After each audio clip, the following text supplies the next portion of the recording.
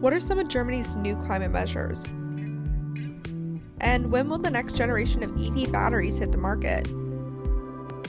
Welcome to the Climate Recap from the Beckisphere Climate Corner, your go-to place for international and US-based climate news.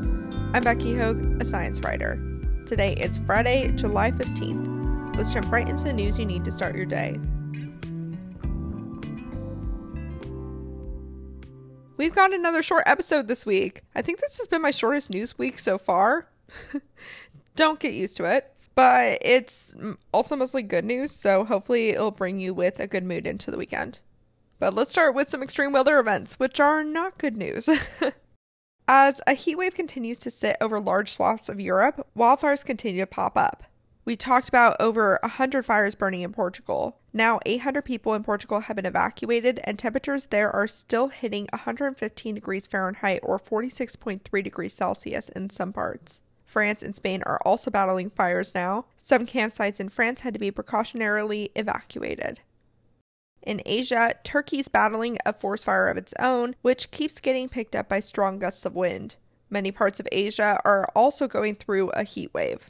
People in southern China are dying of heat stroke as temperature hits 104 degrees Fahrenheit or 40 degrees Celsius. The heat wave there is expected to continue through the weekend. Imagine if the temperature in the UK hit 40 degrees Celsius. Well, back to Europe, the UK Meteorology Office extended its amber extreme heat alert to next week as temperatures could get up to 104 degrees Fahrenheit, which would be considered a new record. Britain's first heat wave emergency declaration is being considered. Let's look at some climate victories. Germany released a new package of climate measures to drop emissions in its transportation and building sectors to move closer to carbon neutrality by 2045. The country had released a climate plan last year that had different targets to reduce these sector emissions, but it proceeded to blow through those sectors' emissions for that year. So Germany's stepping up. New measures involve boosting the installation of electric vehicle charging stations, expanding public transport, and building more bike lanes.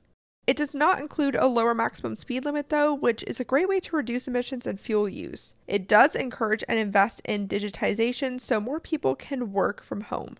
Meanwhile, it's mandating all new installed heating systems to be able to use at least 65% renewable energy by 2024. The government plans to renovate commercial and residential buildings to be more energy efficient too. Over in the US, advanced EV batteries are soon moving from the research phase to the mass production phase. These batteries allow EVs to charge in minutes and travel hundreds of miles between charges for much lower costs than the batteries now. The factory operations are limited in scale, but in a few years, these batteries could make EVs be easily price comparable with gas-powered cars. One company leading the charge is QuantumScape, which is backed by Volkswagen, Bill Gates, and several other Silicon Valley bigwigs. It expects to have a factory up and running by 2024. Another is SES AI, which was developed out of the Massachusetts Institute of Technology, or MIT, and backed by General Motors, Hyundai, and the Chinese automaker Geely and SAIC, and the South Korean battery maker SK Innovation. It expects to begin mass producing its batteries by 2025. We'll have to see if all these companies produce products as good as they sound. And in the agriculture sector, electric tractors are beginning to be adopted in rural Oregon. Agricultural equipment is a $38 billion industry in the US alone, and companies like SolarTrack and Monarch are trying to electrify the market, rolling out small tractors intended for use in vineyards and berry and hobby farms. It's tricky to get these farmers to switch away from their trusted brand names like John Deere. Also, electric tractors are still much more expensive, but the amount farms have to spend on tractor fuel might make a difference. A farm with 12 tractors can spend $2,000 to $3,000 on gas a day with the current gas prices. A recent study out of Oregon State University found that the amount of money spent on fuel a year could result in electric tractors being price comparable with gas-powered models. It's just the cost is upfront. Time for a climate fail. Copper supply is becoming the latest issue in the race to clean energy. It's needed for EVs, battery storage, renewable energy, and transmission and grid infrastructure.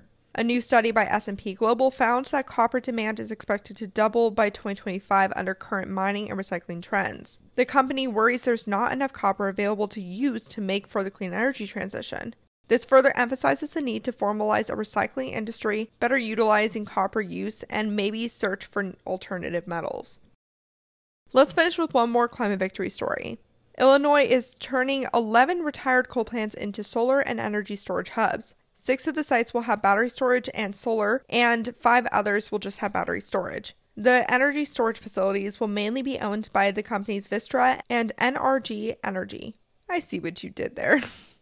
Property tax values are expected to double around the sites. The projects will increase job opportunities in the area, bolster the tax base, and, of course, generate clean energy. Specifically, they'll produce about 68 megawatts of solar, which is expected to power about 10,000 homes, and 9 megawatts of battery storage. And that was your short climate recap for Friday, July 15th. If you like the work I do, please follow this podcast, give it a 5-star rating, leave a review, and consider checking out the Beckisphere Climate Corner YouTube channel. Remember to talk about the climate crisis every single day and support your local news organizations. Bye for now.